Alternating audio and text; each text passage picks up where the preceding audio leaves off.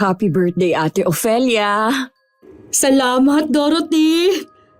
Bakit ikaw lang? Busy ang mga kasama ko sa bahay eh. Hanggang ngayon nga, hindi pa sila umuuwi galing trabaho. Ano itong regalo mo sa akin? Buksan mo na lang. Sige, bubuksan ko na at excited na akong makita. Sana magustuhan mo. Wala kayatang mga bisita ngayon. Nagsiuwi na sila kanina pa. Mga kapitbahay lang naman ang bisita ko eh. Ah, ganun ba?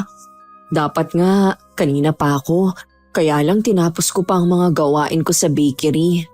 Hindi talaga kita maintindihan. Bakit kailangan mo pang maghanap buhay eh? May trabaho naman ang mga anak mo.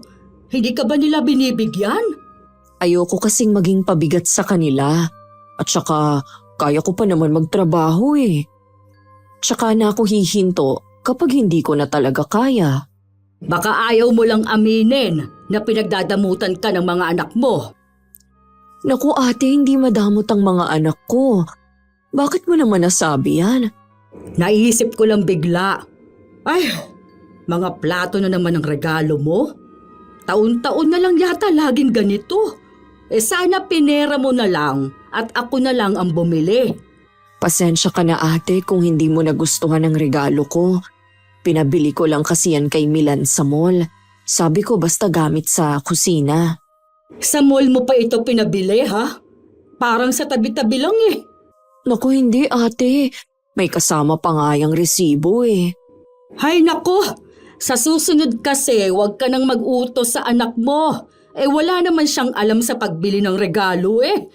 Pasensya ka na talaga ate. Sa susunod ako na mismo ang bibili. Hindi lang talaga ako makaalis sa trabaho ko eh. Siya, pumunta ka na lang sa kusina. Meron pang natirang handa doon. Kumain ka na lang. Busog pa naman ako ate. Dinaan ko lang talaga ang regalo ko sa'yo. Huwag ka nang mahiya. Kumain ka na. Tara dito, sasamahan na kita. Ang sobrang pakikialam sa buhay ng iba ay nagdudulot din ng hindi pagkakaunawaan, samaan ng loob at galit na naiipon sa mahabang panahon. Minsan nagiging dahilan para makaisip ng paghihigante na sa huli. Pagsisisihan din ng dalawang panig. Magandang araw Miss Gwen at saka po ako taga-subaybay sa inyong channel. Tawagin niyo na lamang ako sa pangalang Mona. 27 ang edad sa kasalukuyan at 1 taon pa lang kasal. Pareho po kaming tubong bataan ng aking asawa. Lakas loob po akong sumulat sa inyo para magbahagi na rin ng aking karanasan na may kinalaman sa kwentong kababalaghan. Sana makapagbigay ako ng aral at babala na rin na may hangganan ng pakikialam natin sa ating kapwa. Baka lingid sa atin, ito pa pala magdadala sa atin sa bingit ng kapahamakan. Nay, ba't gising pa kayo? Maghahating gabi na. Hinihintay kasi kita. Alam mo naman na kapag hindi pa kayo kumpleto dito sa bahay hindi ako makatulog. Nag-chat naman ako sa inyo kanina na gagabihin ako. Sinamahan ko pa po kasi si Mona sa bahay ng tiyahin niya eh. Kumusta naman ang tiyahin niya? Nag-alala din ako sa chat mo kanina eh. Ayos naman na. Sa bahay na nila Mona titigil ang tiyahin niya.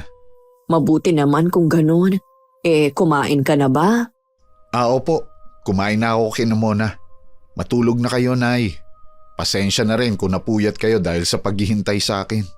Wala naman akong pasok bukas kaya ayos lang na mapuyat ako ngayon. Kumusta naman po ang trabaho niyo? Hindi ba kayo nahihirapan? Ayos lang naman. Isa nga sa ipinagpapasalamat ko yung kahit nasa ganito na akong edad, may trabaho pa rin ako. Kung hindi nyo na kayang magtrabaho, magsabi lang po kayo. Alam nyo naman na nandito lang kami ng mga kapatid ko para suportahan kayo. Hindi nyo naman ako obligasyon kaya wag nyo akong alalahanin. Nay naman, wag nyo kaming itulad sa ibang mga anak na pagkatapos alagaan at pag-aralin, basta na lang kinalimutan ng mga magulang. Pagkatapos ang tatapang pang mag-post sa social media na hindi nila obligasyon ng mga magulang nila. Hindi mo naman kasi masisisi ang iba dahil hindi nakaranas ang ilan sa kanila ng pagmamahal sa mga magulang. Sila po yun. Pero kami, minahal at pinag-aral ninyo. Kaya obligasyon naming tulungan kayo sa panahon na hindi nyo na kayang magtrabaho. Alam ko naman na hindi niyo ako pababayaan. Kaya lang, hindi naman habang buhay susuportahan niyo ako. Lalo ka na. 'Di ba nagpaplano na kayo ni Mona na lumagay sa tahimik na buhay? Nag-usap na po kami ni Mona. Walang problema sa kanya pagdating sa pagtulong ko sa inyo. Kaya alisin nyo na sa isip nyo na magiging pabigat kayo sa amin ng mga anak ninyo. Ang bait talaga ni Mona. Hindi ka talaga nagkamali sa pagpili sa kanya. Kaya nga po hindi ko na siya pinakawalan. Nakikita ko kayo sa kanya. Alam kong tulad ninyo, magiging mabuting asawa at ina rin siya sa mga anak namin. Kapag wala ng problema sa kanila, imbitahin mo ulit siya dito sa bahay ha? Namimiss ko na kasing makipagkwentuhan sa kanya. Sasabihin ko po sa kanya. Sigurado matutuwa yun. Sa loob ng 2 taon naming relasyon ni Edsel, wala akong naging problema sa pamilya niya. Mabait ang nanay at 3 kapatid niya. Ramdam ko lagi ang mainit nilang pagtanggap sa akin tuwing nasa bahay nila ako. Nagtataka lang ako dahil parang ayaw niya akong ipakilala sa iba nilang kamag-anak. Minsan kasi kapag piyesta sa kanila o di kaya reunion, hindi niya ako iniimbita. Nung una nakakaramdam ako ng tampo dahil pakiramdam ko, nahihiya siya na ipakilala ko sa mga pinsan, tiyahin at tiyuhin niya. Hanggang sa masanay na lang ako. Iniiwasan ko lang na makaharap mo si Tia Ofelia. Ano ba ang ugali niya? Nako, mahirap na magsalita. Halos lahat naman sila kakaiba ang ugali. Pero siya yung pinakamalala. Nakakatandang kapatid nga pala siya ni Itay. Kung nung nabubuhay pa nga ang ama namin, hindi na rin sila magkasundo kahit nung mga bata pa sila. Kaya pala, tuwing pumupunta ako sa inyo, ayaw mong ipapaalam sa kamag-anak nyo na nandun ako? Kahit nga mga kapatid ko, kapag naandun ang mga kasintahan nila, ayaw din nilang ipaalam sa tiyahin namin. Minsan nga, nabanggit ni Milan na sana daw may ibang bahay na lang kami sa ibang lugar. Ngayon ko mas naiintindihan. Nagtatampo pa naman ako. Ikaw kasi, lahat na ng mga kamag-anak ko, kilala mo na. Samantalang ako, hindi mo pa ipinapakilala sa iba niyong kamag-anak. Darating din naman tayo doon. Lalo na may plano na tayong magpakasal. Edsel, wala naman ng problema sa mga magulang ko ang plano natin. Ako na lang naman kasi ang walang asawa sa aming magkakapatid. Kakausapin ko na rin si Inay tungkol sa pamamanhikan namin sa inyo. Siguro, pag-usapan na lang natin yan kapag tapos na ang problema sa bahay namin. Oo nga pala, kumusta na ang tiyahin mo? Magaling na ba ang mga sugat niya? Okay na siya. Nakakapaglakad na nga sa labas ng bahay eh. Nahuli na ba ang mga gumawa ng pananakit sa kanya? Ay, walang balak ang pamilya ko na magsampa ng kaso. Nakikipag-usap na ang mga magulang ko sa mga taong yun. Tinatanong kung anong gusto nilang kapalit para lang tigilan nila si Tia Aurelia. Teka, parang naguluhan ako ha. Bakit parang baliktad yata? Alam ko na mahirap intindihin. Pero tsaka ko na lang sasabihin sa'yo. Medyo komplikado kasi eh. O sige, makakapaghintay naman ako. Hindi kita mamadaliin na sabihin kung ano ang problemang kinakaharap ng tiyahin mo. Salamat at naiintindihan mo ko. Siyempre naman, sa isang relasyon, hindi lang pagmamahal ang pundasyon kundi pagkakaunawaan. Sabi nga ni Inay, hindi lang puro saya ang relasyon. Napakabait talaga ng nanay mo at malawak ang pangunawa. Sana hindi kayo magbago. Hindi ko rin kasi alam kung paano ipapaliwanag kay Edsel ang tungkol sa problema ng tiyahin ko. Gusto ko munang hinga ng payo ang tatay ko. Kung pwede kong ipagtapat sa boyfriend ko ang tungkol sa lihim ng pamilya namin. Kinakabahan din kasi ko na baka yun pa ang maging dahilan para hiwalayan ako ni Edsel. Walang duda na mabait ang boyfriend ko pero lahat pwedeng magbago. Hindi tuloy ako makasagot sa imbitasyon niya na pumunta ako sa bahay nila. Namimiss na raw kasi ako ng nanay niya. Bakit kasi ngayon lang lumabas ang issue na to sa pamilya natin? Kung kailan may plano na kami ni Edsel na magpakasal. Wala namang may gusto sa nangyari eh. Kahit ang tiya Aurelia mo, hindi inaasahan na lalabas ang lihim niya. Hindi ko naman po sinisisi ang Chang. Kahit sino naman, magugulat kapag nalaman na isa palang mangkukulam ang kilala naming mabait at malambing na tiyahin. Kaya nga gusto ng kapatid ko na malayo sa atin. Ayaw niya na matuklasan niyo ang lihim niya. Ayaw niya magbago ang pagtingin niyo sa kanya. Hindi naman po nagbago ang pagtingin ko sa kanya. Mahal ko pa rin siya at handang protektahan laban sa mga taong gusto siyang saktan. Yun nga lang, hindi ko po alam kung paano ipagtatapat kay Edsel ang lahat. Mabuti pang ipagtapat mo na yun sa kanya sa lalong madaling panahon. Alam ko na mahirap sa party mo, pero kailangan niyang malaman ng lihim ng pamilya natin. Paano po kung hiwalayan niya ako? Hindi ko po kakayanin, Tay. Ibig sabihin lamang nun, hindi ganun kalalim ang pagmamahal niya sa'yo. Gaya ng nanay niyo, kung kailan kami tumanda sa kanya ako iniwan. Natakot lang po si Inay. Babalik din po siya sa atin. Kinakausap na siya ni na ate at kuya. Sana nga. Nga pala, kung ano man ang maging resulta ng pag-uusap niyo ni Edsel, nandito lang ako at ang mga kapatid mo. Salamat po, Tay. Kayo talagang nagpapalakas ng loob ko. Sana hindi ako panghinaan ng loob sa harapan ni Edsel. Hanggat maaari kasi gusto kong maging tapat sa kanya. Tama naman yan. Sobrang bait pa naman ng pamilya niya, lalo na si Nanay Dorothy. Nakarating naman sa tiyahin ni Edsel ang plano naming pagpapakasal. Nabanggit kasi ng boyfriend ko sa isa sa mga malalapit niyang pinsan ang tungkol sa plano namin. Nagkaroon kasi ng kantsawan. Dahil sa edad nga naman itong 31, wala pang asawa. Kaya nasabi niya yun sa mga pinsan. Siguro nagpasalin-salin na ang kwento kaya nakarating sa tiya Ophelia niya. Kararating lang galing bakery ni Nanay Dorothy nang biglang dumating naman ng hipag. Hinanap agad nito kung nasan si Edsel. Naghihinala naman ang ina ng boyfriend ko kung anong pinunta dun ng babae. Madalas kasing mag-overtime yun sa trabaho. Ano ba ang kailangan mo sa kanya, ate? Gusto ko lang kasing kumpirmahin sa kanya kung totoo ang sinasabi ng mga pinsan niya. Ano naman ang sinasabi nila? Nabalak na raw magpakasal ng anak mo. Totoo ba? Napag-uusapan na nila ni Mona. Wala namang masama dahil nasa tamang edad na rin naman ang dalawa. Ibig sabihin, payag ka na mag-asawa na si Edsel? Oo naman, ate. Gaano mo ba kakilala ang babaeng balak pakasalan ng anak mo? Nakaharap mo na ba ang pamilya niya? Welcome ang anak ko sa pamilya ni Mona. Sabi ni Edsel, mababait ang mga magulang at mga kapatid ng girlfriend niya. Ilang beses na bang nakapunta dito ang babaeng yon? Bakit parang ayaw yatang ipakilala ni Edsel sa amin ng girlfriend niya?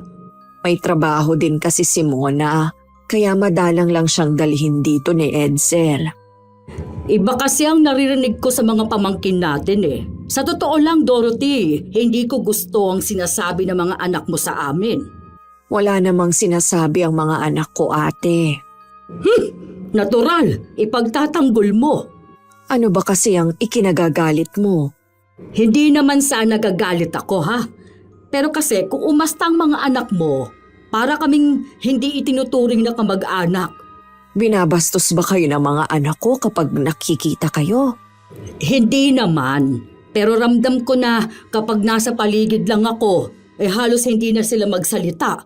Para bang ayaw nila akong isama sa pag-uusap nilang magpipinsan. Usapan naman pala yun ng mga magpipinsan eh. Huwag na tayong makisawsaw pa. Minsan kasi may mga topic sila na ayaw talaga nilang iparinig sa ating matatanda.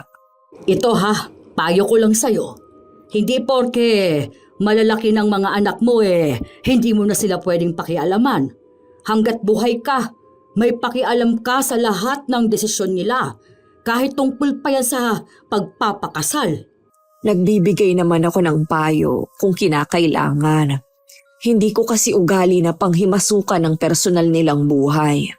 Kaya ba pumayag ka na lang sa kagustuhan ng anak mo na magpakasal sa isang babae na hindi mo naman alam kung taga saan ang pamilya? Ate, si Edsel naman ang makikisama at hindi ako.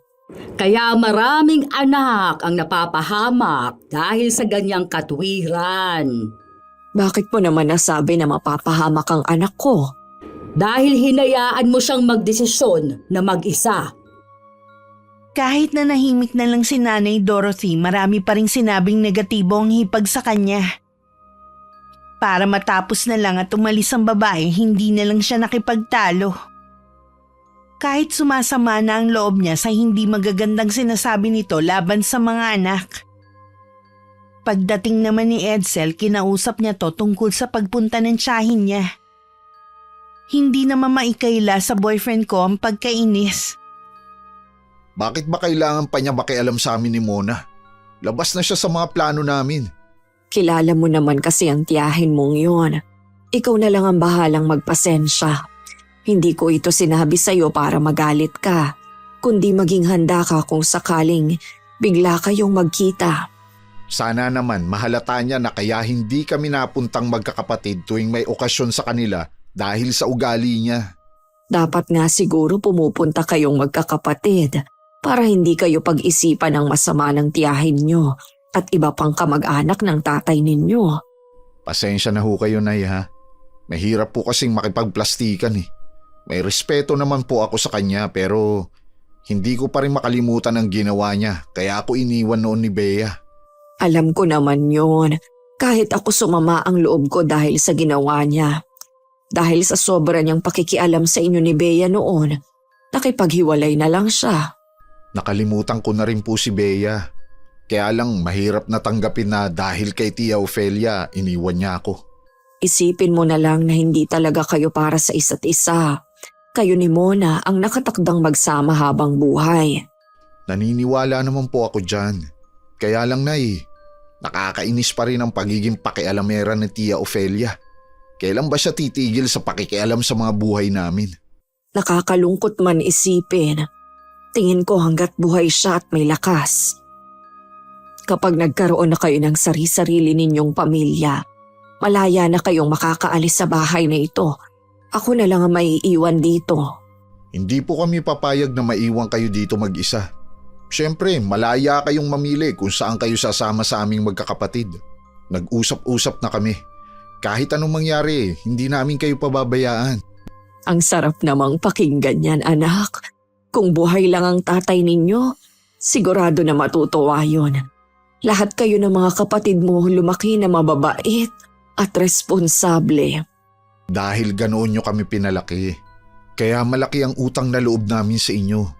Ngayong malaki na kami, hindi kami makakapayag na apihin pa kayo ni Tia Ofelia. Kami naman po ang magtatanggol sa inyo.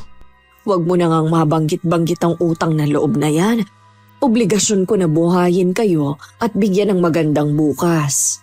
Hindi naman po kasi lahat ng mga magulang katulad nyo, kaya ang swerte talaga namin. O siya, mabuti pa magpahinga ka na muna. Kapag dumating na ang iba mong kapatid, maghahapunan na tayo.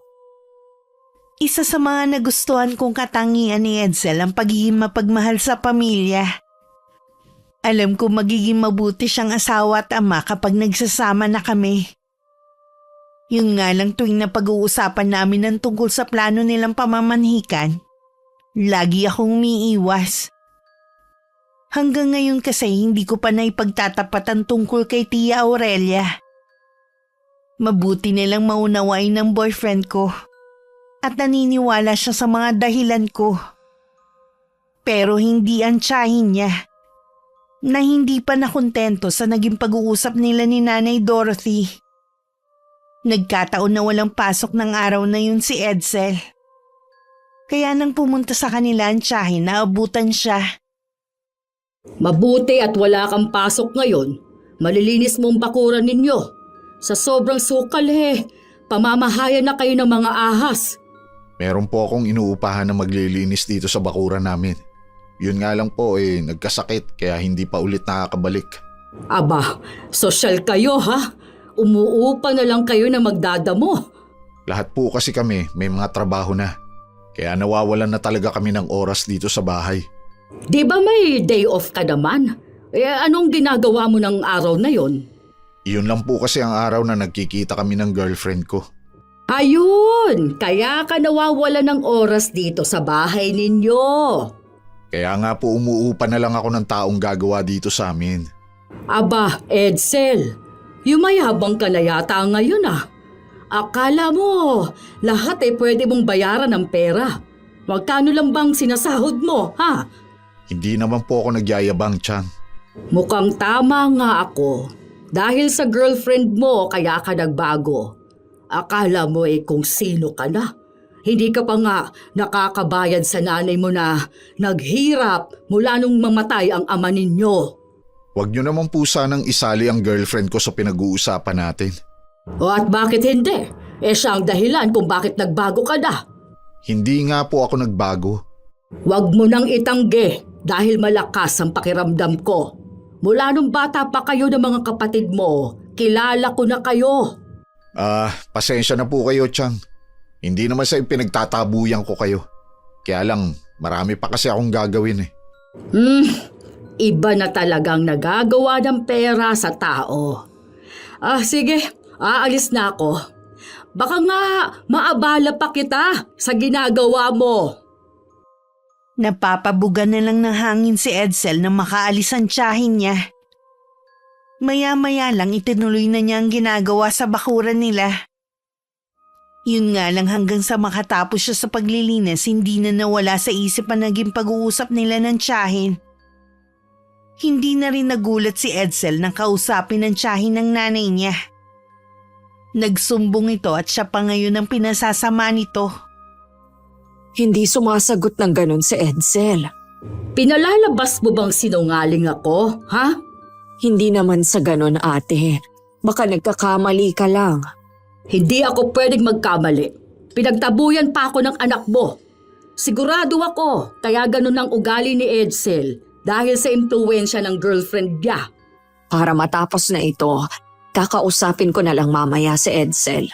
Dapat lang nagiging bastos ng anak mo eh. Ikaw naman kasi, hinahayaan mo. Porque matibay na ang mga buto. Katulad niyan, hindi pa nga napapaayos itong bahay ninyo. Pinayagan mo nang magpakasal. Maayos pa naman ang bahay namin kahit luma na. Yun na nga luma na. Hindi yun man lang iningatan ng bahay na ipinundar ng kapatid ko. Ate, sa tingin ko hindi na tama ang pakikialam mo sa amin. Nakikiusap ako sa'yo na sana. Tigilan mo na kami ng mga anak ko. Nagmamalasakit lang naman ako sa inyo O tapos binamasama mo pa. Wala namang ibang magmamalasakit sa inyo kundi ako. Huwag mo sanang kalilimutan, Dorothy.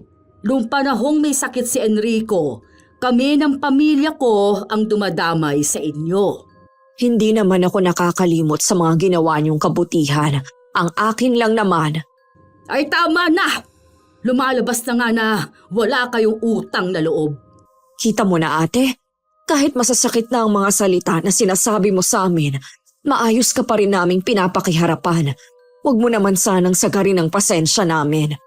Para din naman sa kabutihan ninyo ng mga anak mo kaya ako nagmamalasakit. Hindi ko alam na minamasama na pala ninyo, lalo na ng panganay mo. Sabi ko nga, pagsasabihan ko si Edsel mamaya. Hindi sapat na pagsabihan mo lang siya. Ano pa ba ang gusto mo? Pagsabihan at pagalitan ko ang anak ko sa harap mo? Ang ipahiya siya sa maraming tao, ha? Hindi bastos ang mga anak ko. Nauubos na lang din ang pasensya nila dahil sa pakikialam mo. Dorothy! Umalis ka na, ate. Bago pa maubos ang natitira kong pagtitimpi sa iyo. Baka makarinig ka sa akin ng mga hindi magagandang salita. Pulang-pula na ang mukha ni Nanay Dorothy ng mga oras na yun. Kaya alam ng hipag niya na talagang galit na siya. Taas noo pa na humakbang palayo ang babae bago lumingon sandali sa kanya. Noong araw ding yun, nagpasya na akong ipagtapat kay Edsel ang tungkol sa tiyahin ko. Habang tumatagal kasi pabigat na ng pabigat ang dibdib ko sa dalahing yun. Ganon din ang payo sa akin ng nanay ko, ipagtapat ko na habang maaga pa. Para malaman ko rin kung tatanggapin ba ako ni Edsel ng buo. Siya daw kasi hindi na niya kayang makisama sa aking ama. Mas nangingibabaw daw kasi sa kanya ang takot. Hindi ko rin naman siya masisi pero naaawa ko sa aking ama na umaasa pa rin na babalik siya sa bahay namin. Huwag mo sabihing ayaw mo nang magpakasal sa akin. Hindi yun ang gusto kong ipagtapat sa'yo. Baka nga kapag nalaman mo, ikaw na mismo ang umurong sa plano nating kasal eh. Ano ba kasi yon? Lalo mo naman akong pinapakabe. Tungkol kay Tia Aurelia ang gusto kong sabihin sa'yo. Anong tungkol sa tiyahin mong yun? Huwag mo sabihin na ayaw niya sa akin. Gusto ko rin naman niya para sa akin. Nararamdaman daw niya na mabuti kang tao. Iyon naman pala eh. Boto naman pala sa akin ang tiyahin mo. Tungkol ba yan sa kinakaharap niyang problema? Oo, hanggang ngayon kasi galit pa rin ang pamilya na nanakit sa tiyuhin ko. Diyan na nga ako naguguluhan eh. Sila na nga tong nananakit sa matanda. Sila pa ang galit. May karapatan silang magalit dahil namatayan sila ng mahal sa buhay. Di ba namatay sa sakit ang kaanak nilang yun? Bakit magiging kasalanan ng tiyahin mo? Hindi pang karaniwan ng sakit na dumapo sa taong yun. May nagbigay sa kanya ng karamdaman para pahirapan siya hanggang sa yun na ang ikinamatay niya. Ano naman ang kinalaman ng tiyahin mo?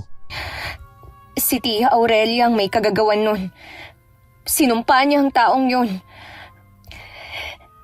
Edsel, mangkukulam ang tiyahin ko. Posible rin na sa akin niya ipamana ang kaalaman niya sa karunungang itim dahil ako ang paborito niyang pamangkin. May lahi kayong mangkukulam?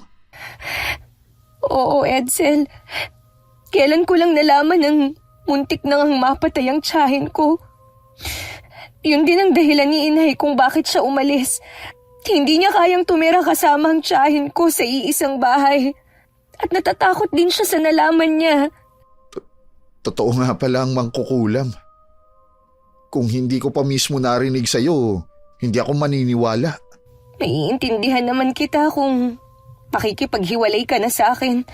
Huwag kang mag-alala. Hindi ako magagalit sa'yo. Nagulat lang talaga ako sa nalaman ko. Kung sakaling hindi mo na ako tawagan pagkatapos ng pag-uusap natin ito, alam ko na ang desisyon mo. Niyakap ko pa ng mahigpit si Edsel bago siya umalis. Baka kasi yun na rin ang huling sandali na mayakap ko siya. Hindi madali para sa akin na pakawalan siya pero ayoko naman na gaya ni inay. Kung kailan may mga anak na tsaka pa niya iniwan si Itay. Mabuti na rin na habang maaga pa malaman ko na ang saloobin ni Edsel. Nang makaalis siya tsaka ko lang pinakawalan ng luha na kanina ko pa pinipigilan. Napansin naman ni Nanay Dorothy na matamlay ang anak na umuwi. Tuloy-tuloy din siya sa silid at hindi naghapunan ng gabing yun. Kinabukasan tanghali na rin siya nagising. Nalabis na ipinag-alala ng kanyang ina. Alam kasi nito na may pinagdadaanan ng anak. Mabuti naman lumabas ka na sa silid mo. Malamig na tuloy ang almusal mo. Iinitin ko na lang. Pasensya na po kayo, Nay. Tinanghali ako ng bangon. Hindi ka ba nakatulog agad kagabi?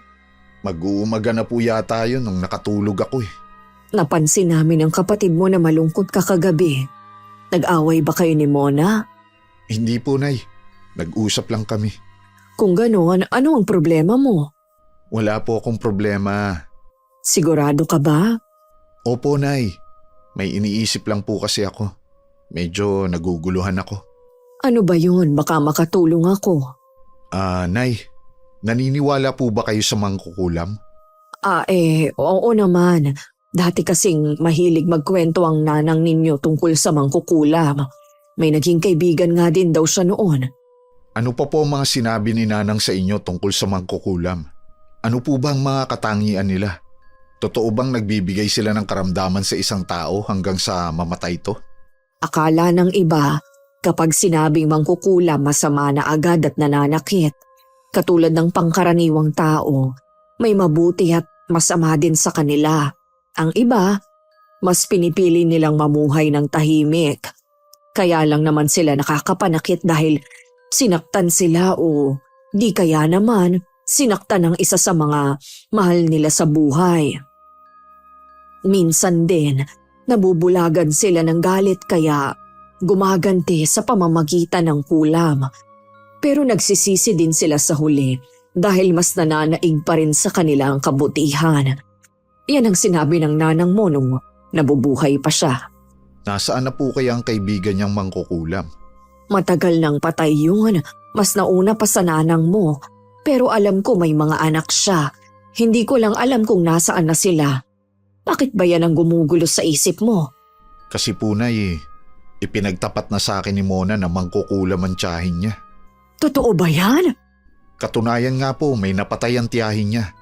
Ngayon po, gustong saktan ang tiyahin niya nung pamilya.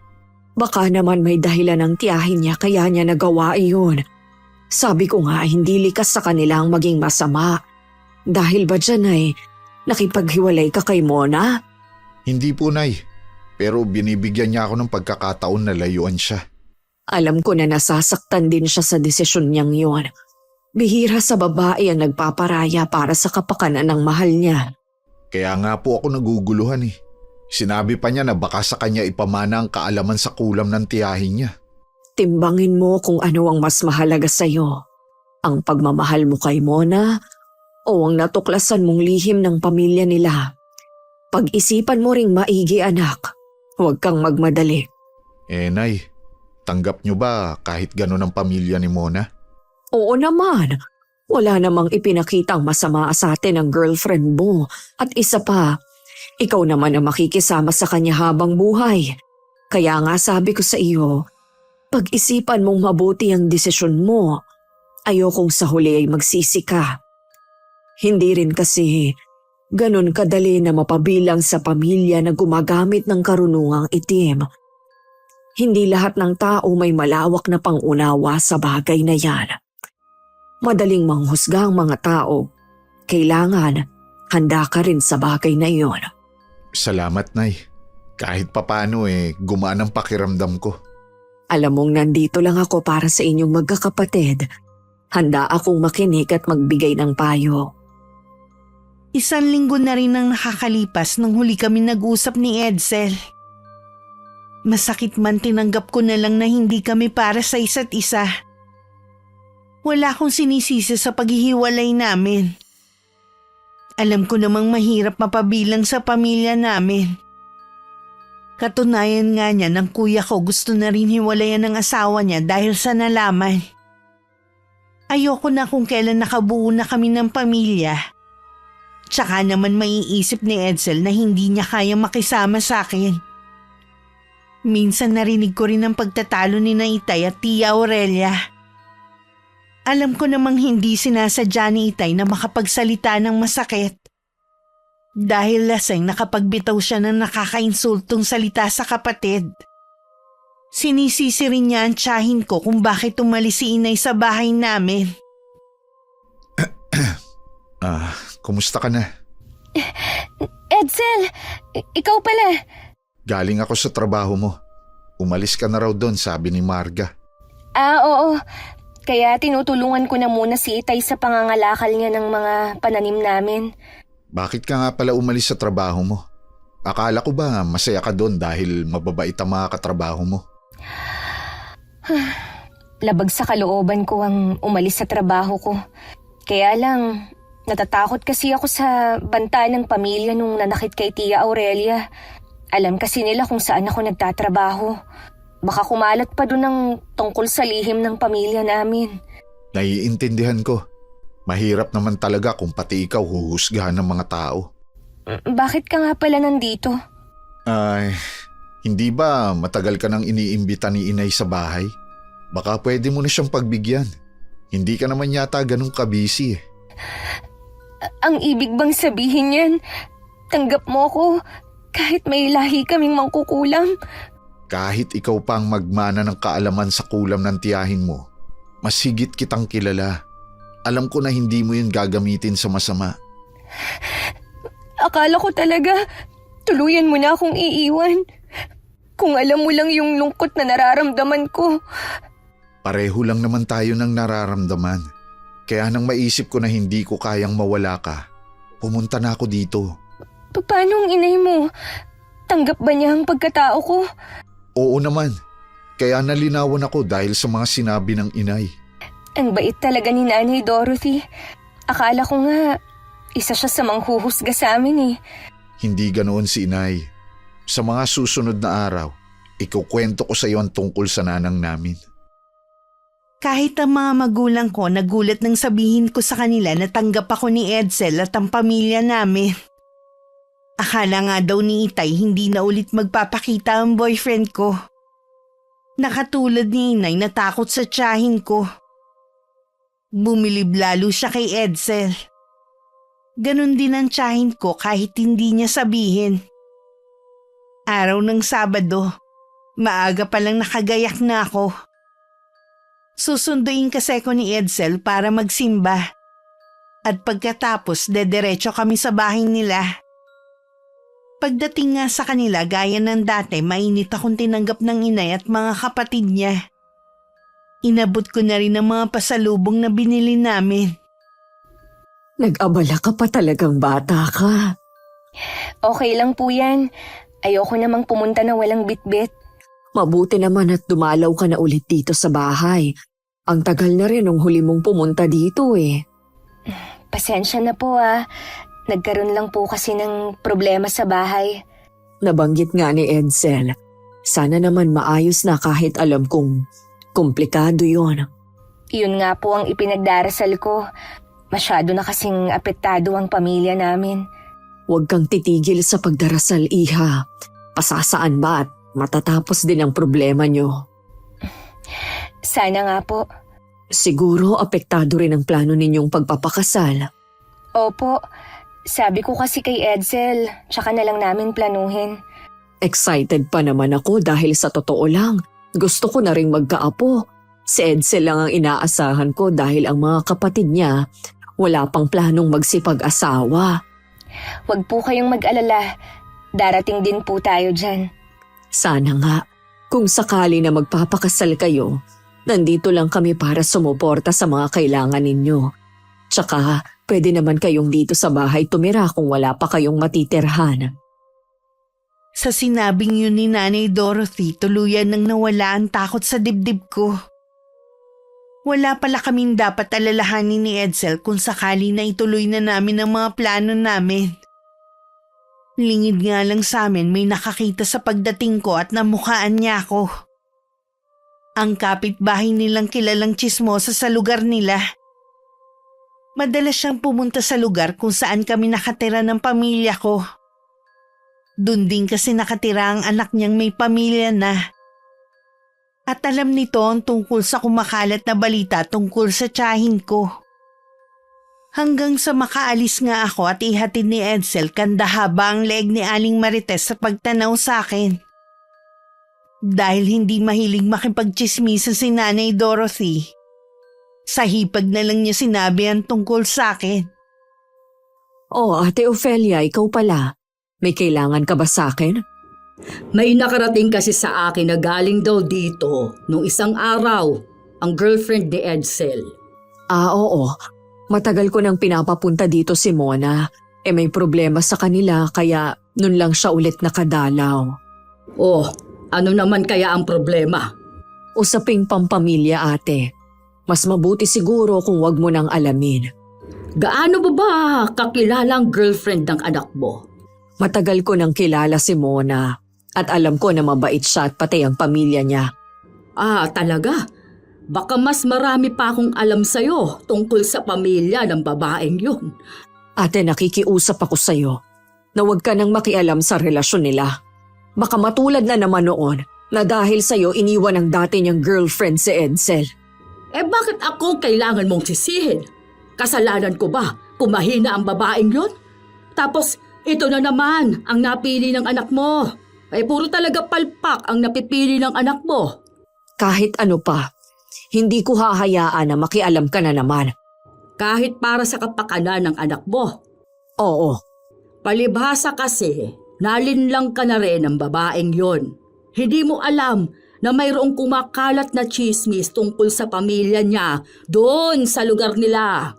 Sino na naman ba ang makating dila na nagsabi sa iyo niyan, ha? Si Marites na naman ba? Nagkataon lang na namukaan niya ang girlfriend ng anak mo. Taga doon din kasi sa lugar nila ang anak niyang pamilyado na. Itikom niya na lang ang mga bibig niyo kung wala naman kayong ebidensya sa sinasabi ninyo. Binabalaan kita, ate. Oras na masira na naman ang kaligayahan ng anak ko. Hindi na kita mapapatawad. Aba Dorothy, mukhang palaban ka na ngayon. Kailangan para sa mga anak ko. Mag-iingat ka. Baka dahil sa pagpayag mo na makipagrelasyon ng anak mo sa babaeng yon, ikaw pang maging dahilan ng kapahamakan niya. Mas higit kong kilala si Mona kesa sa'yo. Kaya alam ko na hindi mapapahamak ang anak ko. O siya, bahala ka na. Ngayon alam ko na kung kanino nagmana ng katigasan ng ulo ang mga anak mo. Habang nagpaplano kami ni Edsel tungkol sa pagpapakasal namin at kung anong petsa ng pamamanikan, isang magandang balita naman ang dumating. Ang pamilya ng lalaking kinulam ni Tia Aurelia pumayag na makipagkasundo sa pamilya namin. Sa kondisyon na hindi na ulit babalik sa dati nitong tinitirhan ng tiyahin ko. Hindi na mahalaga kung sino may kasalanan sa nangyari. Ang mahalaga sa amin, tapos na ang problema. Pare-pareho na kaming makakahinga ng maluwag. Isa na lang ang iisipin namin. Kung paano namin pababalikin si inay sa bahay namin. Masaya ako na natapos na rin sa wakas ang problema ng tiyahin mo. Oo nga. Salamat. Dininig na rin ang matagal ko nang ipinagdarasal. Huwag mo sanang mamasamay ng pagtatanong ko. Bakit kinulam ng tiyahin mo ang taong yun? Anong kasalanan niya? Noon pa, matindi na ang galit ni Tia Aurelia sa lalaking yun. Nananahimik na kasi siya. Ginugulo pa rin siya nito at ng asawa. Dati kasing nobyo ng tiyahin ko si Mang Rudy. At mas pinili ang napangasawa dahil mas higit na may pera. Nagdadalang tao na noon ang tiyahin ko at pinilit siyang ipalaglag ang sanggol sa sinapupunan niya. Ginawa niya pero sobra naman ang pagsisisi niya.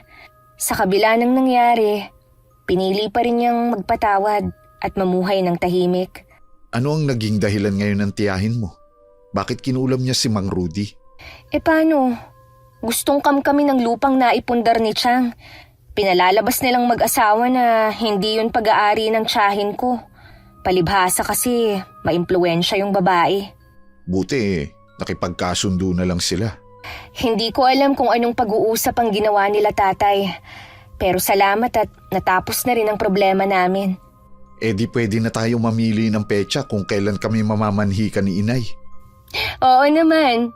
Ayos lang naman kay Itay kahit anong araw. Sasabihin ko na rin kay inay para mapaghandaan na namin. Nanay mo lang ba ang makakasama mo sa pamamanhikan? Kailangan kasi may tatay yung ama mo. Huwag kang mag-alala. Tatawagan ko si Tio Julio para makasama sa amin. Nakababatang kapatid yun ni inay. Mabuti naman. Kakausapin ko rin si inay na kung maaari, isang tabi muna ang galit niya para sa araw na yon. Talaga bang hindi na makikipagkasundo ang inay mo sa tatay mo? Hindi ko alam eh. Pero ayokong mawalan ng pag-asa na magkakaayos pa sila. Ang Tia Aurelia mo, titira na ba talaga siya sa bahay niyo? Ayaw niya rin doon. Nasanay kasi siya na mag-isa lang namumuhay. Tsaka minsan, nagtatalo rin silang magkapatid. Lalo na kapag lasing si Itay. Gumagawa na naman ng kubo ang tatay ko sa lupang pag-aari namin.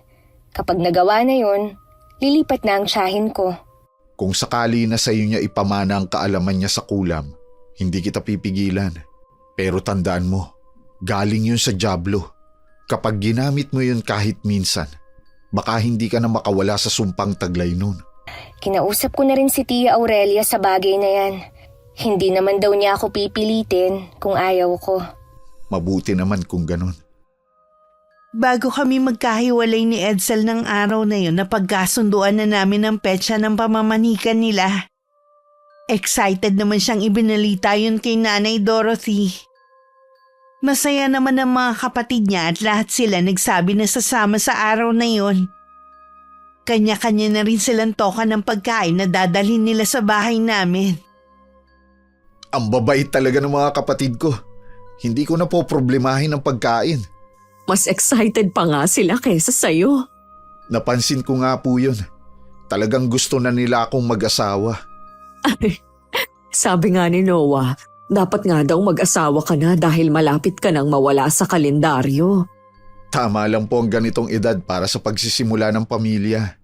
Ako excited na magkaroon ng apo. Si nanay talaga. Mamamanhikan pa lang tayo apo na agad ang sinasabi nyo. Basta, pagkatapos ng pamamanhikan, kailangan may petsa na dapat ng kasal. Opo, Nay. May napupusuan na rin po kami na date. Pag-uusapan na lang po. Maiba nga pala ako. Kanina, nandito na naman ang tiyahin mo. Ano naman po ang sinabi ni Tia Ofelia? Mukhang may alam siya tungkol sa pamilya ni Mona. May nagchismis sa kanya na palagay ko si Marites. Yun lang naman ang numero 1 chismosa dito Huwag nyo na pong alalahanin yun. Hindi naman nila kayang patunayan kung totoo yun. Naayos na po kasi ang problema ng tiyahin ni Mona. Nagkasundo na ang 2 panig. Mabuti naman kung ganon. Pwede nyo nang pabulaanan kung sakali man na may magtatanong. Opo, Nay. Oo nga po pala. Wala akong balak na imbitahan si Tia Ofelia sa kasal ko. Hindi kaya mas malaking problema pa kung hindi mo siya iimbitahin?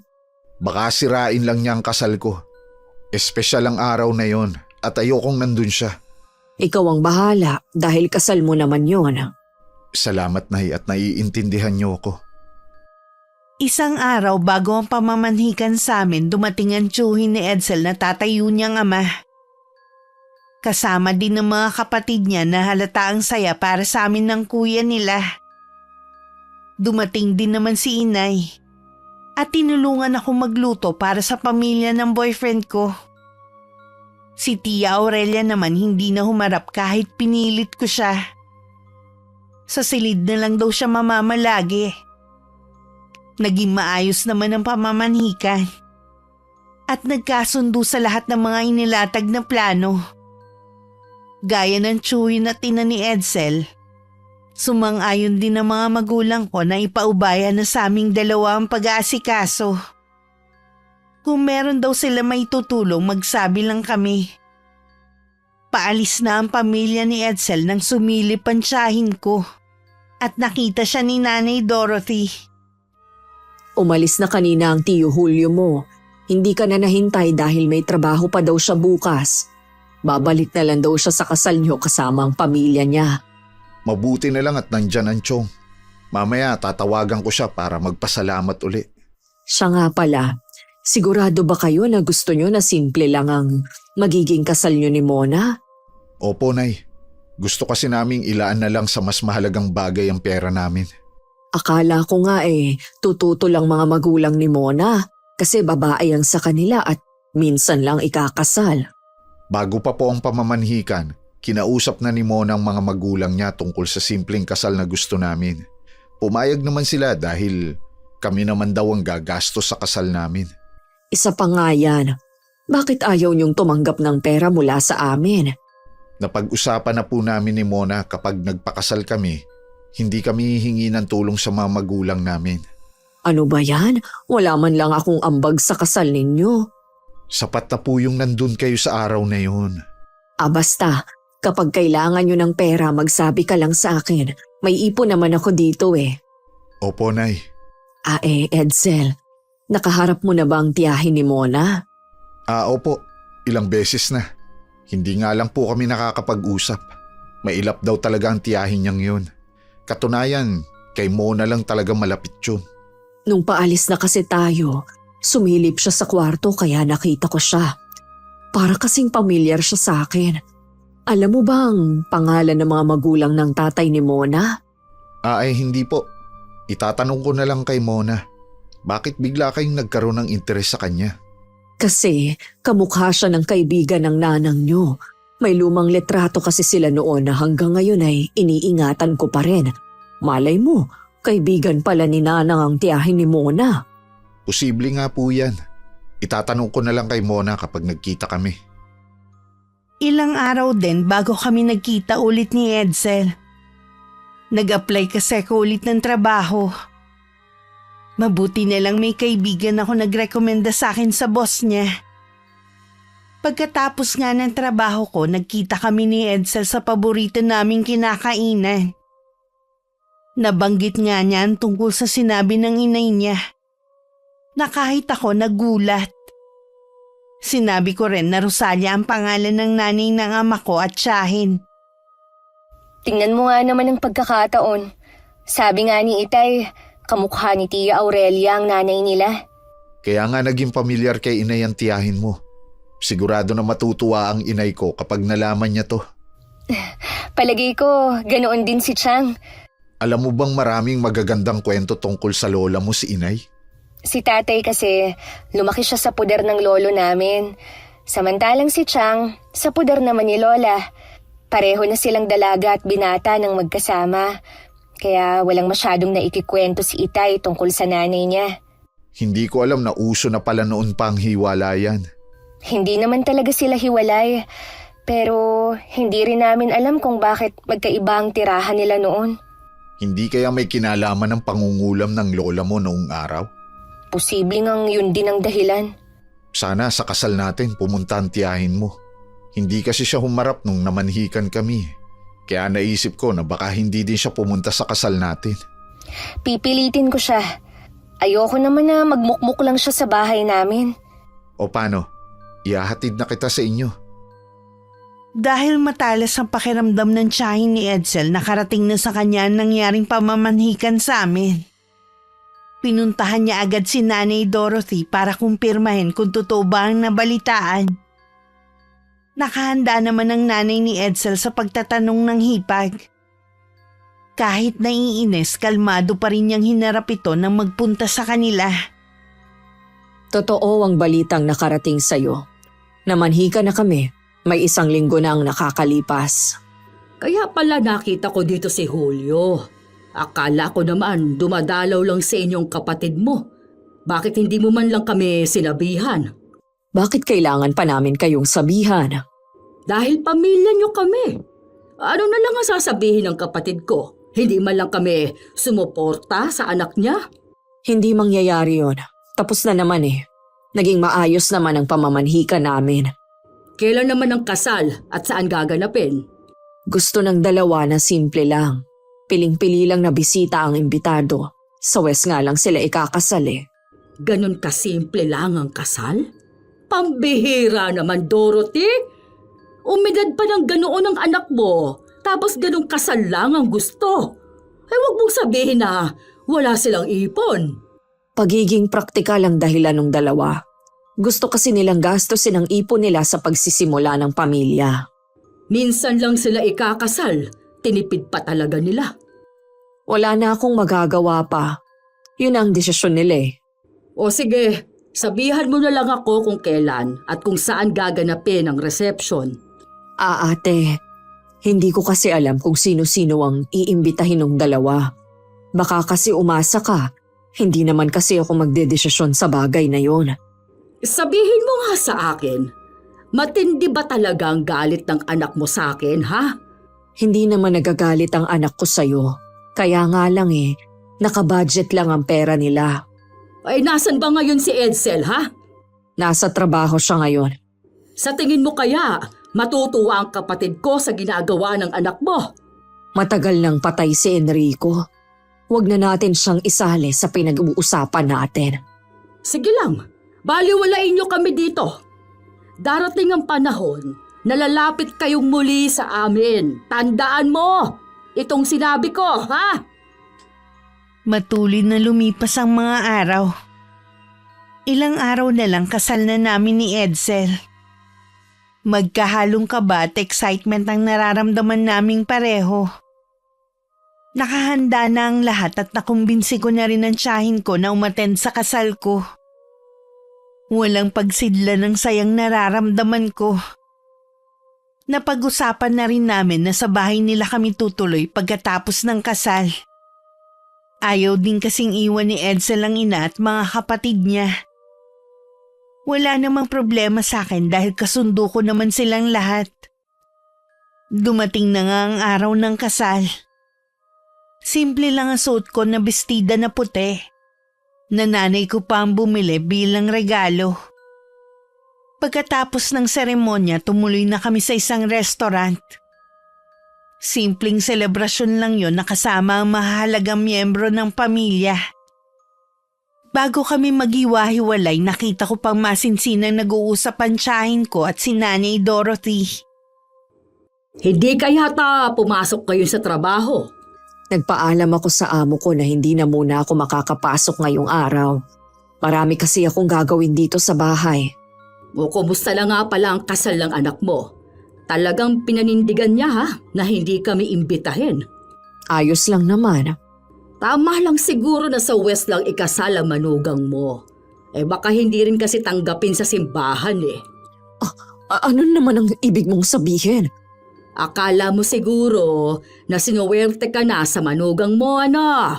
Hindi mo ba alam na lahing mangkukulam ang babaeng yon? Tigilan mo na sanang paninira mo sa ibang tao. Hindi ako naninira lang. Mismong si Marites ang nagsabi sa akin. Muntik pa nga raw mapatay ang tiyahin ng manugang mo eh. Kay Marites ka pa talaga naniwala. Alam mo naman kung gaano siya katsismosa eh. Sa lugar ng manugang mo nakatira ang anak niya, kaya nga niya nalaman. Pareho lang naman sila ng anak niyang tsismosa. Bahala ka kung ayaw mong maniwala. Hindi talaga ako naniniwala, kaya pwede ba ate huwag ka nang pupunta dito? Sino ka para pagbawalan akong pumunta dito? Ha? Baka nakakalimutan mo. Bahay ito ng kapatid ko. Huwag mo rin sanang kakalimutan na asawa ko kaya bahay ko na rin ito. Hindi mo nga magawang pagandahin man lang ang bahay na ito eh. Baka isang araw, bigla na lang gumuho tong bahay na pinaghirapang ipatayo ng kapatid ko eh. Ilang beses ko bang kailangan sabihin na walang dapat ipaayos sa bahay namin dahil wala namang sira? Hindi ko kailangan makipagsabayan sa mga taga rito sa pagpapaganda ng bahay. Ang sabihin mo, wala lang kayong kakayanan. Palibasa kasi, lahat ng mga anak mo, maliliit lang ang sahod. Wala ka nang pakialam sa bagay na yun, ate. Puro ka na lang walang pakialam. Pero oras na may emergency sa pamilya mo, sigurado naman na kami ang lalapitan ninyo. Huwag kang mag-alala. Hindi na kami lalapit sa inyo. Huli na yung mga panahon na nagkasakit ang asawa ko. Itong tandaan mo, Dorothy, ha? Dahil sa pagtanggap mo sa babaeng yon, mamalasin ang pamilya ninyo. Problema na namin yon at ni Edsel. Pagkatapos ng 3 araw na honeymoon namin sa isang resort, umuwi na rin kami ni Edsel. Umuwi muna kami sa bahay namin para magbigay galang sa mga magulang ko at kunin na rin ang ilang gamit. Sa bahay ni na Edsel na kasi kami maglalagay gaya ng usapan namin. Hindi ko alam na sa 2 araw ng pagtira ko sa bahay ni na Edsel, makakaharap ko agad ang tiyahin niya na laging ikinikwento sa akin. Mukhang mataray ang dating nito. Hindi rin nakaligtas sa akin ang panunuri niya sa akin. Ngumiti pa rin ako kahit kinakabahan ako. Magalang din akong bumati sa kanya. Walang tugon sa akin na matandang babae. Hindi ko rin inaasahan ang sasabihin nito. Hindi ka naman pala ganun kaganda. Mas maganda pa sa'yo dating girlfriend ni Edsel. Nakita ko nga po yung litrato ng dating girlfriend niya. Tama kayo. Maganda siya. Pero ako ho ang pinakasalan ni Edsel. Palaban ka rin ano? Pasensya na po kung ganun ang naging dating sa inyo. Ang pamangkin ko talaga, hindi marunong mamili ng babae. May kailangan po ba kayo kaya kayo nandito? Nasa palengke pa ho kasi si Nanay Dorothy at nasa trabaho naman si Edsel. Kaya nga ako pumunta dito para makita ka ng personal. Hindi nyo kasi kami inimbita sa kasal ninyo. Pasensya na po, Tia Ofelia. Talaga lang pong Piling-pili lang ang inimbita namin dahil na rin sa budget. Sa ginawa ninyo, para na rin ninyong ipinakilala ang tunay na ugali ninyo. Patawarin niyo na po kami, Chang.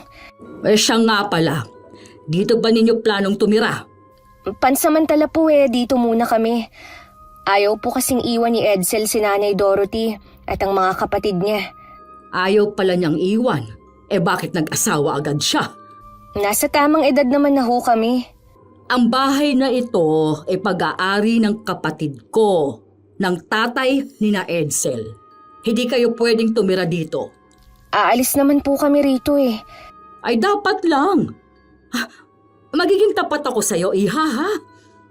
Ayaw kitang nandito sa bahay na ito. Ang gawin mo, kumbinsihin mo si Edsel na tumira kayo doon sa ibang lugar. Sino ka ate para utusan si Mona? Nay, nandyan na ho pala kayo. O bakit? Tama lang naman, hindi ba? Mag-asawa na sila. Dapat lang na bumukod na sila. Wala kang karapatan na utusan sila sa kung anong dapat nilang gawin. Bahay ko to at ako masusunod kung sino ang titira dito. Paano kapag nag-asawa na rin si Milan? Dito mo na rin ba sila patitirahin, ha? Pati iba mong anak kapag nag-asawa na sila? Labas ka na sa bagay na yon. Ang mabuti pa umalis ka na. Huwag mong abalahin si Mona. Babalik pa rin ako dito at wala kang magagawa. Bahay ito ng kapatid ko. Ay, salamat. Umalis na siya. Nag-uubusan na po kasi ako ng isasagot sa kanya Huwag mong dibdibin ang mga sinabi niya sa'yo. Ganun na talaga siya kahit noon pa. Hindi na yata siya magbabago kahit magunaw pa ang mundo. May mga ganong tao po talaga. Kalimutan na nga natin ang pangyayaring ito. Tara sa kusina. Tulungan mo na lang akong magluto. Sasabihin ko rin sa'yo kung anong mga paboritong ulam ni Edsel. Ilang araw ding hindi pumunta si Tia Ofelia sa bahay. Hindi ko na rin binanggit kay Edsel na naging paghaharap namin noon. Matagal na kasing naiinis ang asawa ko sa tiyahin niya at ayoko ng gatungan ng inis niya. Habang nasa bakuran kaming mag-asawa, nag-uusap at nagtatawanan kami. Hindi namin akalain na basta na lang susulpot si Tia Ofelia. Mukhang pasa na naman ito ang daigdig dahil sa itsura niya. Hindi ba kayo marunong mahiya, ha? Dinig na dinig sa kalsadang harutan ninyo? Nagtatawanan lang naman po kami. Pasensya na kung nakakaabala po kami. Mas nakakahiya po yata yung basta na lang kayong papasok dito. Lagi naman akong pumapasok dito Bakit? Dahil ba may asawa ka na? Bawal lang may pumasok dito? Hindi naman po sa ganun. Pero sana matuto kayong kumatok muna o tumawag man lang. Huwag mo nga akong turuan ng mga dapat kong gawin, ha? Ano po ba ang kailangan nyo, Chang? Hindi naman siguro kayo bulag, sa halip na magkwentuhan kayo dyan, bakit hindi nyo linisan ang bakuran ninyo? Meron na pong nakatokang maglinis dyan. Sino yung inuupahan mo? Bakit hindi mo nalang iutos dyan sa asawa mo? Sayang ang pera na ibabayad mo doon. Hindi ko po pinakasalan si Mona para gawing katulong dito sa bahay. Kung ganon, ano na lang ang gagawin niya dito? Baka akala niyang asawa mo kapag nag-asawa buhay prinsesa na siya. Alam ko naman po, Chang, kung ano ang obligasyon ko bilang asawa. Gumagawa naman po ako rito. Bakit sabi ng kapitbahay ninyo, wala ka na raw ginawa kundi ang mamintana? Sino ba ang sinisilip mo, ha? Iharap nyo nga sa akin kung sinong nagsabi niyan. Wala na ba talaga kayong kahihiyan, ha? Ang aga-aga, nandito kayo para pakialaman ang buhay namin. Edsel, baka nakakalimutan mo kung sinong kaharap mo. Huwag mo kong mapagtaas-taasan ang boses dyan, ha? Hindi ko po nakakalimutan. Kaya nga punong-puno na ako Talaga bang hindi na kayo magbabago, ha? Bastos ka talaga, ha? Ganyan ba kayo pinalaki ng nanay ninyo mula nang mamatay ang tatay ninyo, ha?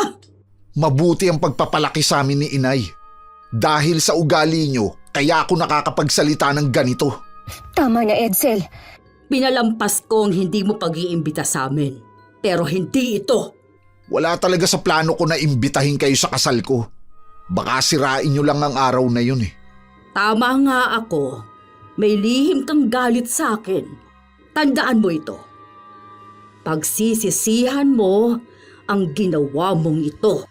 Umalis na lang kayo at huwag nang babalik kahit kailan.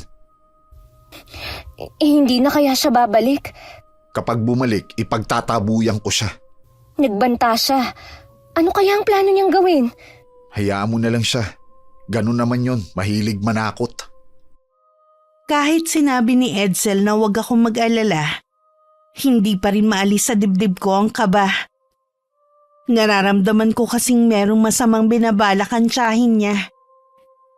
Ang mga titig kasi nito katulad nung pamilyang nagbanta nun kay Tia Aurelia. Makalipas nga ang ilang araw may kumakalat na balita na lahi daw ako ng mangkukulam.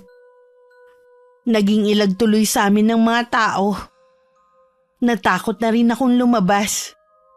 Hindi ko rin inaasahan na susugurin ni Nanay Dorothy ang hipag niya. Ate, mag-usap tayo! Ano bang kailangan mo at ang aga mong pumunta dito? Bilisan mo na at may pupuntahan pa ako.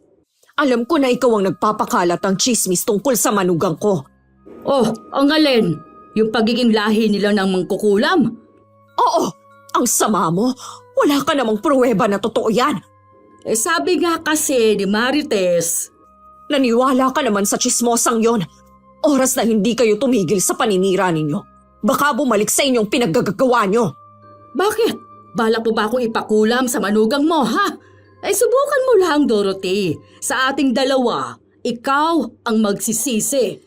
Noon pa ganyan na ang ugaling ipinapakita mo sa amin. Para bang ang laki ng kasalanan namin sa'yo. Sobra ng pakikialam mo sa amin ng mga anak ko. Dapat lang na makialam ako. Aba, sa bahay ng kapatid ko kayo nakatira. Yun bang bahay na yun bang hinahabol mo? O sige, sa'yo na. Aalis na kami ng mga anak ko. Kesa naman habang buhay kaming magtitiis sa mga ginagawa mo. Hindi ako papayag na sirain mo ang buhay ng mga anak ko. Saan naman kayo pupunta, Aber? Wala ka nang pakialam kung saan. Ang yabang mo naman.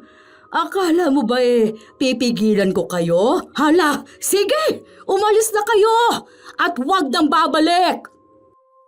Nang makumpleto kami sa bahay, kinausap kami ni Nanay Dorothy tungkol sa plano niya. Tahimik naman kami ng mga kapatid ni Edsel. Nakikinig lang kami sa pag-uusap ng mag-ina.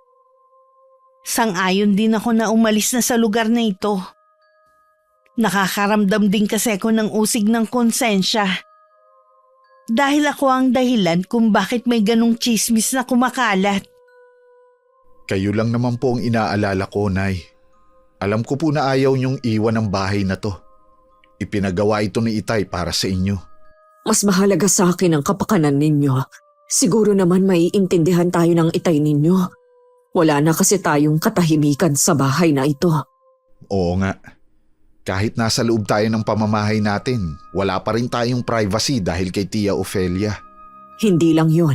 Nandyan din si Marites na wala nang ginawa kundi ang sumilip dito para meron siyang mai-report sa tiyahin ninyo. Di magpapahanap na po ako ng mauupahan natin.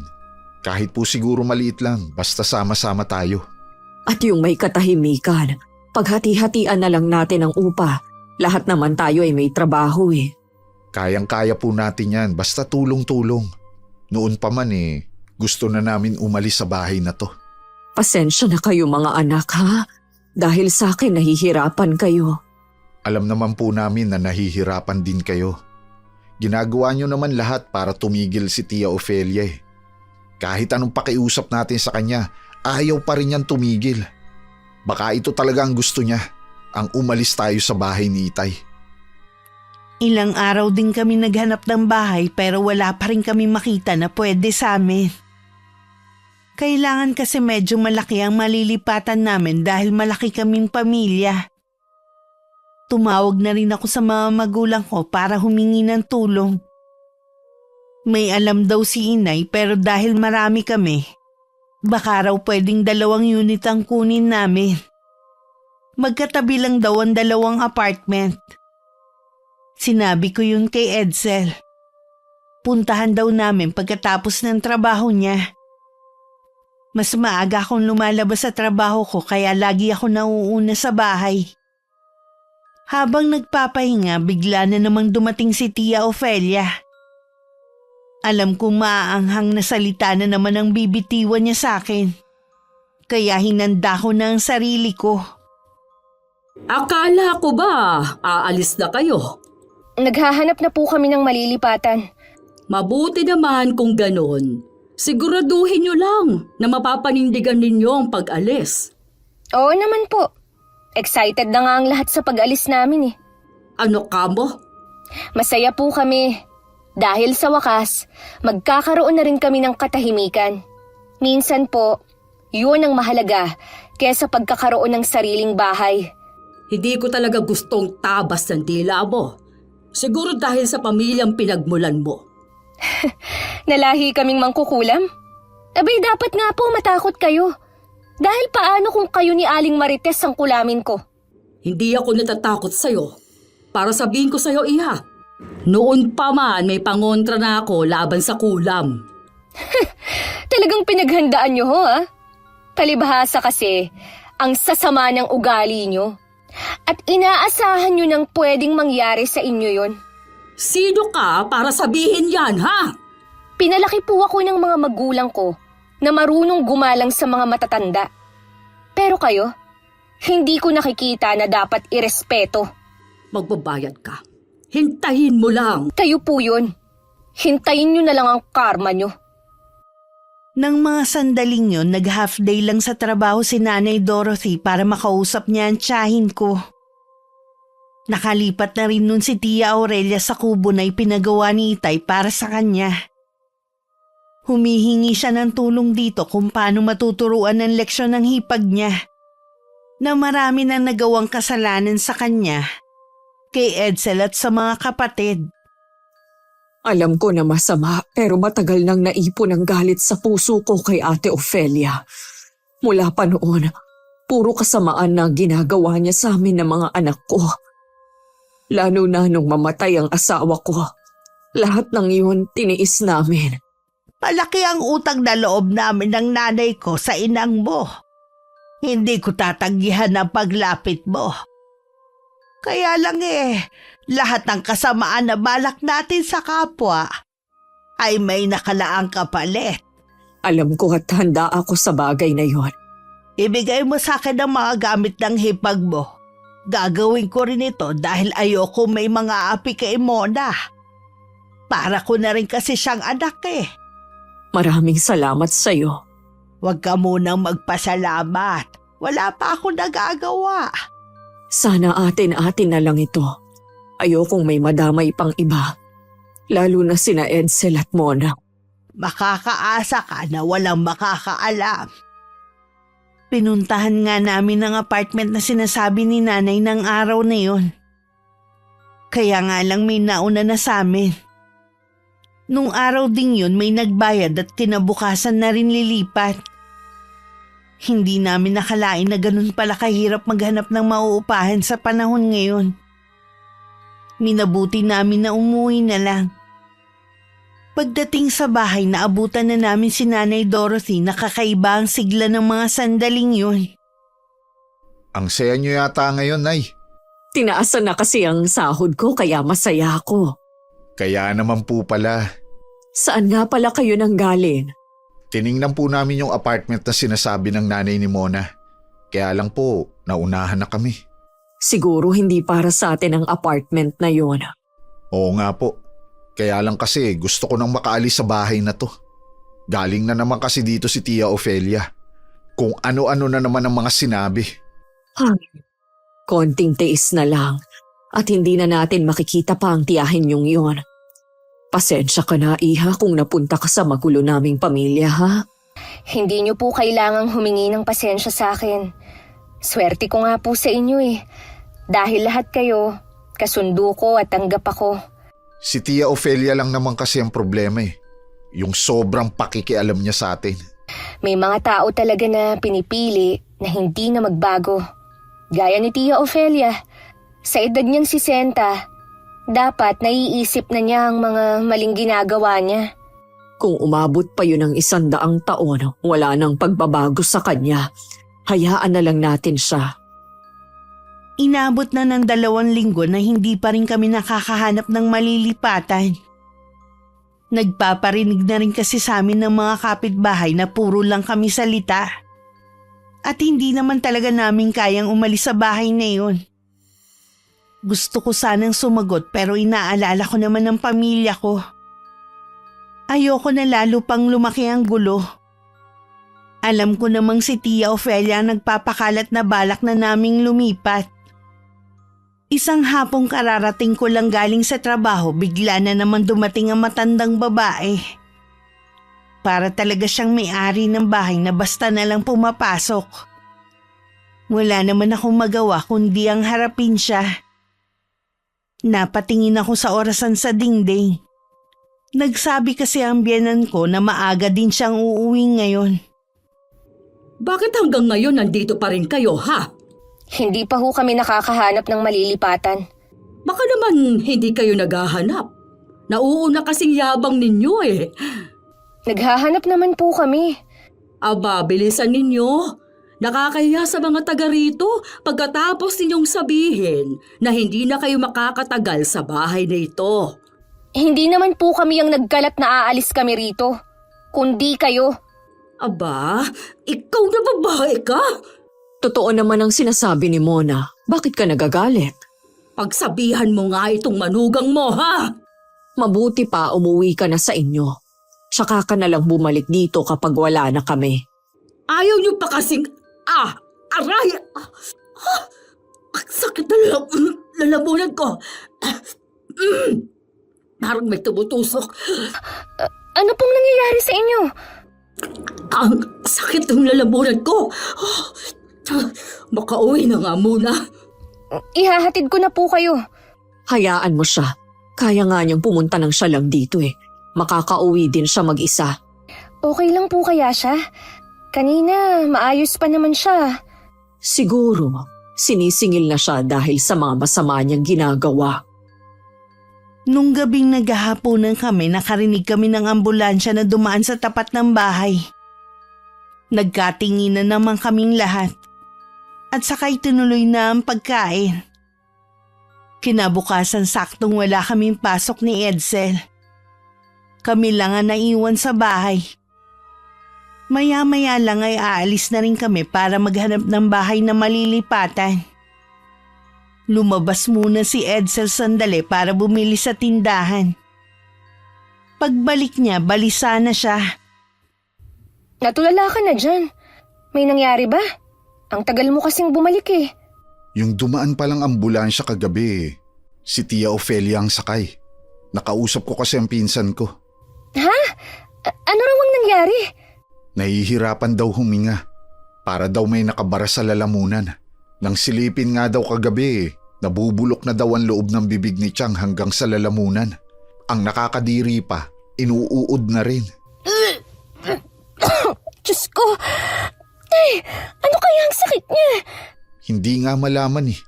Kahit maraming hindi magandang ginawa sa amin si Tia Ofelia, hindi ko gusto na maranasan niya yun.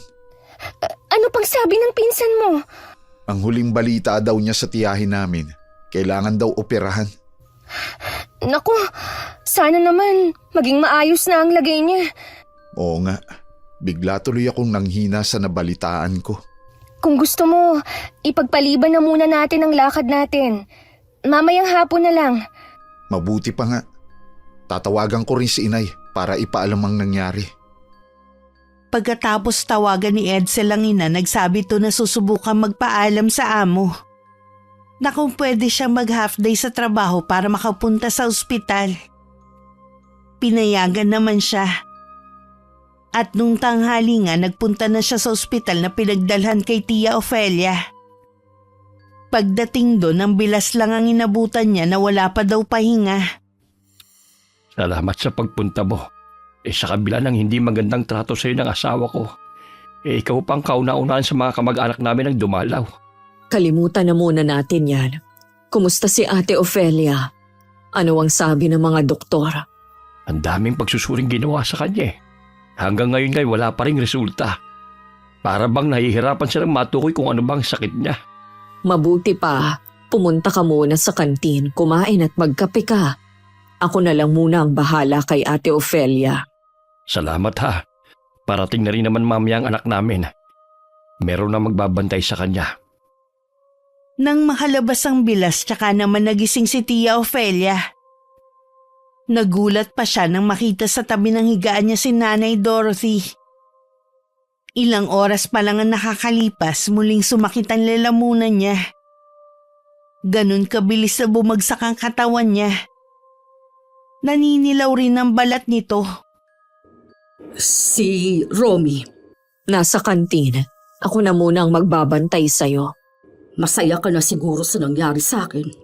Nasa ganyan ka na ngang kalagayan, wala pa rin akong makita na pagsisisi sa'yo. Paano kita kaaawaan? Alam ko na hindi pang karaniwan ang sakit ko. May gumawa nito sa akin pero ayaw maniwala ni Romy at ng mga anak namin. Hindi naman kasi lahat naniniwala sa kababalaghan. Magtapat ka. Inutusan mo bang manugang mo na kulamin ako, ha? Walang alam si Mona. Mabait siyang bata. Ako ang nagpakulam sa'yo, ate. Matagal ko ring kinimkim sa dibdib ko ang matagal ko nang hinanakit sa'yo. Walang hiya ka! Hayop! Ikaw yun at hindi ako. Kung tinrato mo lang sana ng maayos sa mga anak ko, hindi tayo aabot sa ganito. Swerte ko nga na nagkita ulit kami ng anak ng kaibigan ni Inang. Sa kanya ako humingi ng tulong. Bawiin niyo ang ginawa niyo sa akin. Kung ayaw niyong ipagsabi ko ang ginawa ninyong pangungulam sa akin. Bago mo pa yan magawa, baka patay ka na. Dorothy, maawa ka. Ayoko pa mamatay. Bawiin mo ang sumpa. Sabihin mo sa taong yun magbabago na ako. Lagi talagang nasa huli ang pagsisisi. Bigyan mo pa ako ng pagkakataon na magbago. Pangako, lalayo na ako sa inyo. Hindi ko na kayo guguluhin. Ang dali sabihin, pero bukal kaya sa kalooban mo mga sinasabi mo? Oo, patawarin ninyo ako kung binigyan ko kayo ng sama ng loob. Sa mahabang panahon, inaamin kong lahat ng nagawa kong kasalanan. Dorothy, nakikiusap din ako sa iyo. Akala ko nasa kantin ka. Nakalimutan ko ang wallet ko. Kaya ako bumalik, narinig ko ang lahat. Romy, tulungan mo akong tumayo.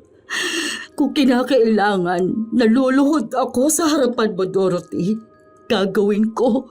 Hindi na kailangan. Dorothy, nakikiusap ako sa iyo. May sakit ako. At hindi ko alam kung hanggang kailan na lang ako.